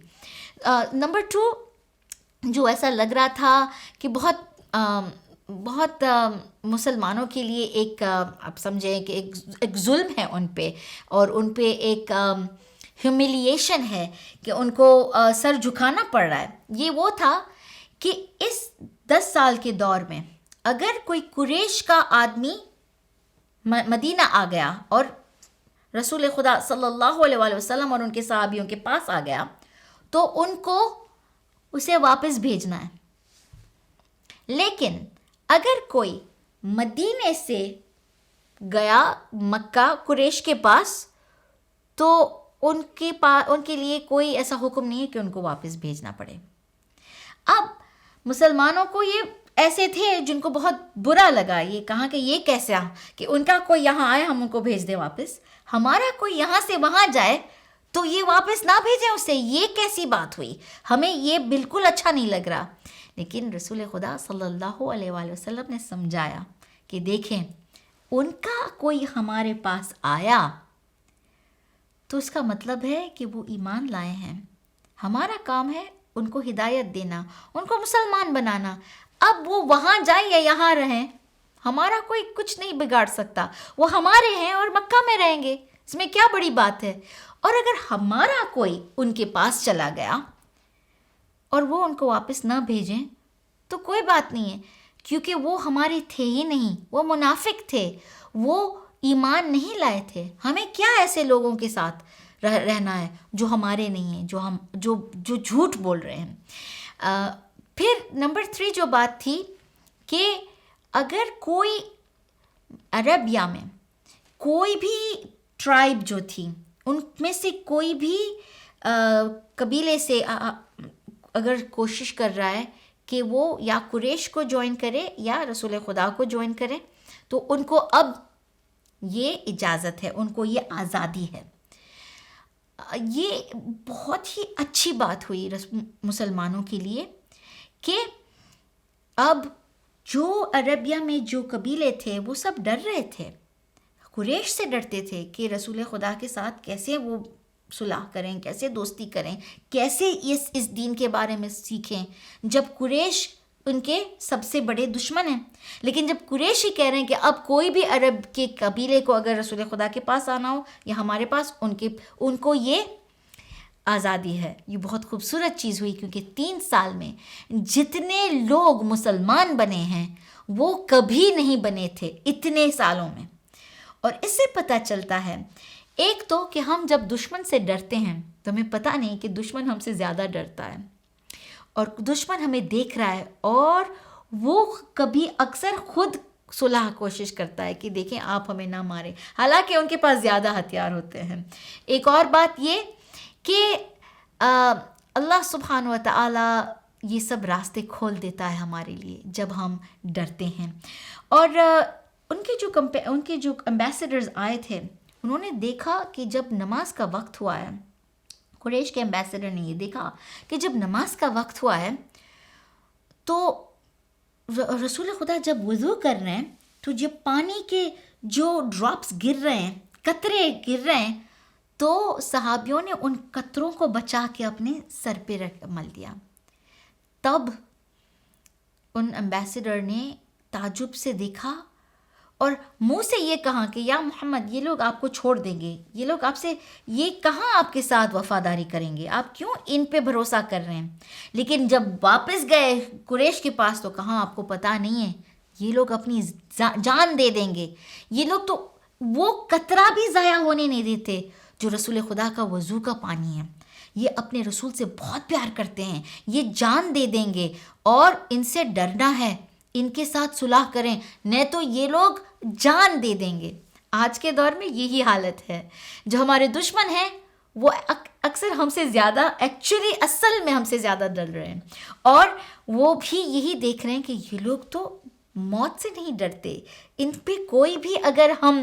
ایسی کوئی دھمکی بھی دے رہے ہیں تو وہ کہتے ہیں موت کیا ہے، ہم تو شہادت کے لیے تیار ہیں، ہم تو خوشی سے جائیں گے، ہمیں وہ درجہ چاہیے. تو اس کا یہ مطلب ہے کہ ہمیں یہ خود کو نہیں ڈرانا چاہیے کہ ہمارے دشمن ہم سے بہت بڑے ہیں اور بہت طاقتور ہیں اور یہ کریں گے وہ کریں گے. اللہ جس کے ساتھ ہے وہ کامیاب ہوتا ہے، جو سیدھی راہ پہ ہوتا ہے وہ کامیاب ہوتا ہے. اور جو چوتھی بات جو لوگوں کو بہت چبھی ہے سب سے زیادہ حضرت عمر کو، کہ اب رسول خدا صلی اللہ علیہ وآلہ وسلم اور ان کے سب صحابی کو واپس جانا پڑے گا اور وہ آنے والے سال آئیں گے. 1 سال ان کو انتظار کرنا پڑے گا اور ان کو صرف 3 دن ملیں گے مکہ میں رہنے کے لیے. ان کو جلدی سے اپنی طواف کر کے واپس پلٹنا ہے. مکہ اس وقت ہم خالی کر دیں گے، قریش نے کہا آپ آئیے اپنا طواف کر کے چلے جائیں گے. لیکن خوبصورت بات یہ ہے کہ یہ لگ رہا تھا دیکھیں اگر ایسی چیز تو آپ کو لگے کہ یہ کیا ہے، لیکن رسول خدا صلی اللہ علیہ وآلہ وسلم نے سمجھ لیا کہ یہ تو بہت بڑی بات ہے. وہ جن کو کبھی مکے میں پیر رکھنے کے لیے اجازت نہیں تھی، اب ان کو طواف کرنے کو مل رہا ہے. اب تو یہی ہوا جو ہم چاہ رہے تھے، حج کرنا تھا نا. ایسا تو نہیں ہے کہ نہیں ہوگا، اس سال نہیں ہوگا لیکن آنے والے سال ضرور ہوگا. اور جب آنے والے سال جب گئے ہیں تو ہوا یہ کہ طواف تمام کر کے اب اپنے گھروں میں گئے. سب صحابی اپنے رشتہ داروں سے ملے، گلے لگا کے سب کو مسلمان کر دیا. اور جب مکے والوں نے دیکھا کہ یہ طواف ہو رہا ہے، یہ اب مسلمان، وہ محمد صلی اللہ علیہ وآلہ وسلم جن کو رات کی تاریک میں نکلنا پڑا تھا مکے سے، جن کی جان پہ حملہ ہو رہا تھا، اب وہ آ رہے ہیں ہزاروں لوگوں کے ساتھ. یہ کیا ہوا ہے؟ اسلام اب بہت طاقتور ہو گیا ہے، اسٹرانگ ہو گیا ہے. سب نے کلمہ پڑھا اور چھپ چھپ کے اب تکیہ میں رہنے لگے. ان 3 دنوں میں جو مسلمان بنے ہیں مکے کے اندر، وہ اتنے سالوں سے نہیں بنے تھے. تو ہوا یہ کہ پھر 3 سال کے بعد جب رسول خدا صلی اللہ علیہ وآلہ وسلم لوٹ کے آئے تو پھر فتح اور کامیابی عطا ہوئی. اس سورہ میں ہمیں بہت ساری خوبصورت چیزیں مل رہی ہیں. ہمیں یہ پتہ چلتا ہے کہ جب ہم ہمت رکھتے ہیں، اللہ کے اوپر بھروسہ کرتے ہیں اور ایک دوسرے کو ہمت دلواتے ہیں، تو اللہ سبحانہ و تعالی اپنے بندوں کو خوش کر دیتا ہے. اور جب ہم اللہ کو خوش کرتے ہیں تو اللہ ہمیں خوش کر دیتا ہے، اور پھر ہم دشمنوں کے لیے ایک بہت طاقتور فورس بن جاتے ہیں کہ وہ ہمیں دیکھ کے ہی پانی ہو جاتے ہیں، ڈر جاتے ہیں. اس سورہ کی آخری آیت کو دیکھ کے ہم چلیں سمجھیں کہ اللہ سبحانہ و تعالیٰ کیا تعریف کرتا ہے ان لوگوں کی جو اللہ کی راہ میں اپنی جان کو قربان کرنے کے لیے، سب کچھ دینے کے لیے تیار ہوتے ہیں. چلیں ہم یہ آخری آیا کو سمجھیں کہ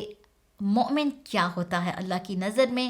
مومن کیسے اللہ کو خوش کرتا ہے، اللہ کیسے مومن کو خوش کرتا ہے، اور مومن جب طاقتور بنتا ہے تو وہ دشمنوں کو کیسے جلاتا ہے. چلیے آیت کی طرف جاتے ہیں. محمد رسول اللہ والذین معه اشداء على الكفار رحماء بينهم تراهم ركعا سجدا يبتغون فضلا من الله ورضوانا سيماهم في وجوههم من أثر السجود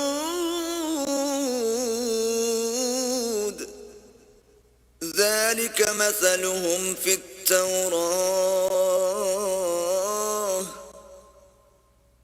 ومثلهم في الإنجيل كزرع أخرج شطأه فآزره فاستغلظ فاستوى على سوقه يعجب الزراع ليغيظ بهم الكفار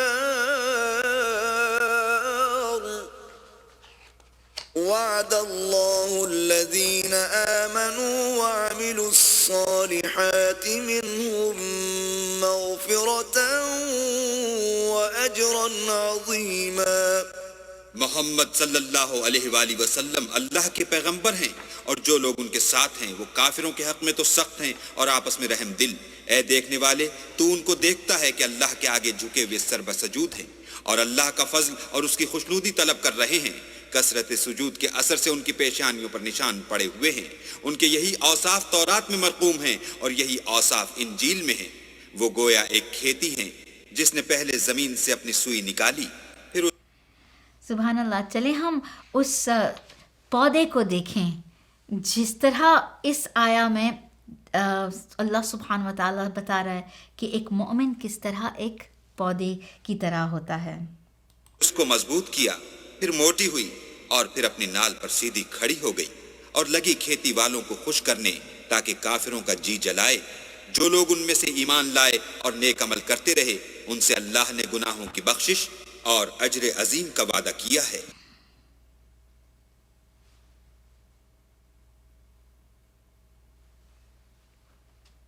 سبحان اللہ، دیکھیں کس طرح پودا جب اپنے اس کے جو بیج ہوتی ہے اگر اسٹرانگ ہو تو وہ کس طرح آگے آتا ہے اور کس طرح خوبصورت پھول بنتے ہیں، اور جب یہ پھول بنتے ہیں تو یہ کتنے مضبوط ہوتے ہیں کہ کوئی ہوا ان کو اڑا نہیں سکتی، اتنے خوبصورت کہ جب باغبان اپنے باغ کو دیکھتا ہے تو اسے رشک ہوتا ہے، اسے خوشی ہوتی ہے، اور وہ لوگ جنہوں نے اپنے باغ اتنے خوبصورت نہیں دیکھے وہ دیکھ کے ان کے دل میں تھوڑی جلن ہوتی ہے کہ یہ کیا ہو رہا ہے، یہ لوگ اتنے کس طرح اتنے مضبوط ہو گئے ہیں، اتنے خوبصورت ہو گئے ہیں، یہ لوگ کیسے ہیں کہ ان کو کوئی ہلا نہیں سکتا اپنی جگہ سے۔ تو اللہ سبحانہ و تعالیٰ نے ہمیں یہ بتایا کہ مومن ایسا ہوتا ہے جس کے سر پہ نشان ہوتے ہیں سجدوں کے، اور جیسے تورات اور انجیل میں ایسے لوگوں کا ذکر ہوا ہے، یہ وہ مومن ہیں جو اللہ سبحانہ و تعالیٰ کی رضامندی کے لیے، خوشنودی کے لیے ہر ایک اپنا کام کرتے ہیں، اور یہ ہمیشہ سجدے میں ہوتے ہیں اور خدمت کرتے ہیں، اور ان کے لیے اللہ سبحانہ و تعالیٰ نے وعدہ کیا ہے کہ اللہ ان کو خوش کرے گا، ان کو جنت دے گا، اور وہ رسول خدا صلی اللہ علیہ وآلہ وسلم کے سب سے پرخلوص بندے میں سے کہلائیں گے۔ اور اس سورہ میں یہی خوبصورت جو آیا آتی ہے جو ہم بہت مشہور ہوتی ہے، ہم سنتے ہیں اِنَّا أَرْسَلْنَاكَ شَاهِدًا وَمُبَشِّرًا وَنَذِيرًا، کہ بے شک یا رسول اللہ سبحانہ و تعالیٰ نے آپ کو اس دنیا میں بھیجا ہے ایک لوگوں کو خوشخبری دینے کے لیے اور ان کو آگاہ کرنے کے لیے کہ جہنم کی آگ سے بچیں۔ یہ خوشخبری یہ ہے کہ وہ لوگ جو مضبوط رہتے ہیں، جن کا ایمان نہیں ہلتا، اللہ سبحانہ و تعالیٰ ان کے ساتھ ہوتا ہے، اور ان کے ہاتھ پہ اللہ کا ہاتھ ہوتا ہے، ان کے وعدے جو رسول خدا صلی اللہ علیہ وآلہ وسلم کے ساتھ ہوتے ہیں، جو خدا کے ساتھ وعدہ ہو جاتا ہے، اور ایمان کبھی ہلنے نہ دیں۔ ایک اور مشہور بات آخر میں کہتی چلوں کہ جب یہ ٹریٹی لکھی گئی تو سہیل جو قریش سے آئے تھے انہوں نے کہا کہ اچھا ٹھیک ہے آپ ٹریٹی لکھیں، تو امام علی علیہ السلام بیٹھے، رسول خدا نے جیسے ہمیشہ کرتے تھے ان سے کہا کہ یا علی آپ لکھیں،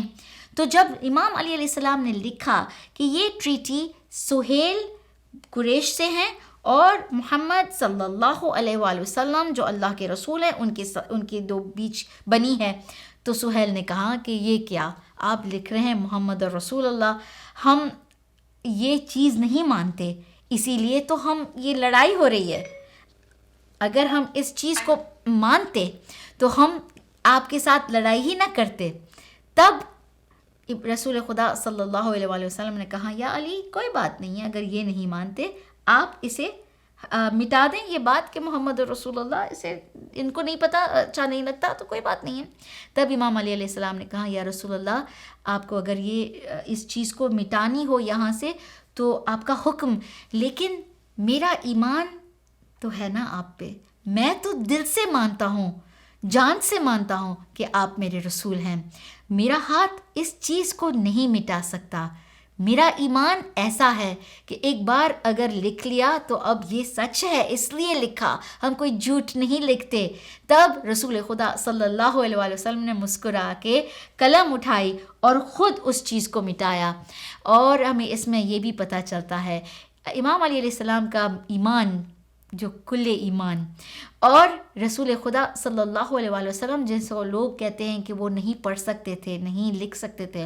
تو ہمیں پتہ چلتا ہے کہ وہ بے شک پڑھ لکھ سکتے تھے۔ اور چھٹے امام جعفر صادق علیہ السلام نے فرمایا ہے کہ رسول خدا صلی اللہ علیہ وآلہ وسلم بلکہ 72 زبان بول سکتے تھے اور لکھ اور پڑھ سکتے تھے. تو یہ چیز ہے کہ اس لیے ہوا تھا، کبھی وہ لکھتے نہیں تھے کسی کے سامنے تاکہ کبھی کوئی نہ کہہ سکے کہ قرآن مجید انہوں نے خود لکھی ہے، نعوذ باللہ.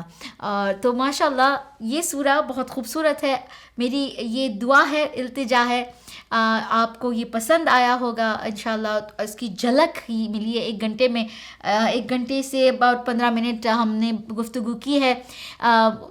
دل چاہتا ہے کہ بس باتیں کرتے رہیں، اور بلکہ اس سورے پہ میں نے جو تفسیر اور تدبر جو کیا ہے